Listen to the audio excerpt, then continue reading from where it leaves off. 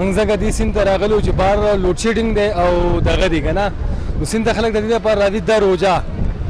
چې لکه موږ یخ شو د دې لپاره راځو دا ټول ملګري راغلي د یخوالي لپاره تنده د انسان ختمه شي نو سوات ډېر ښکلی موسم دی چې بار ودرېږي جو ګرمي ده چې سیند ته راغی جو یخ دی او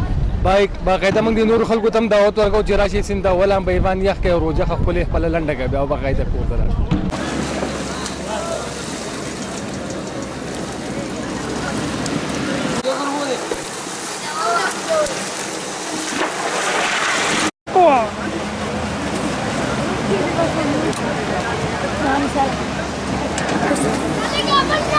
هغه دا مسیح هغسې بلکې روچه هم د ملګري هم راغلي وو هغه ټول ماته چې ځو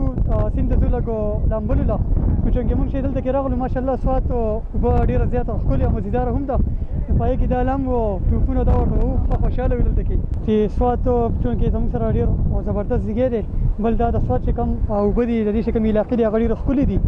بل دا چې روچه هم ده زموږ چې دلته کې څومره مینهوال دي او څومره زموږ وروڼه دي هغه ټول راغلي دي او چونکې روچه هم ده لوډ شیډینګ هم دی او راغلي په دې سیند کې ښه لمبې او ښه د یخ او ښه ښکلې مزیدارې اوبه دي دا که تاسو دا پورې وینئ راپورې وینئ دا ټول ځایونه تاسو وینئ هر سړی په دې کې خپل انجوای کوي هر سړی راځي هر یو ورور راځي په دې اوبو کې خپل انجوای کوي او مزې او خوندونه ترې اخلي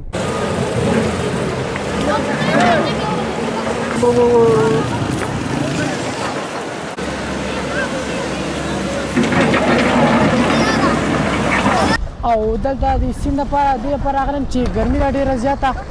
او بجلي نشته نو د دې خوند دا دی چې سړی ولامبي روژه هم ده روژه به سړی باندې لنډه شي او ماشاءالله دلته ډېرې خو هم دي ښه مزې دي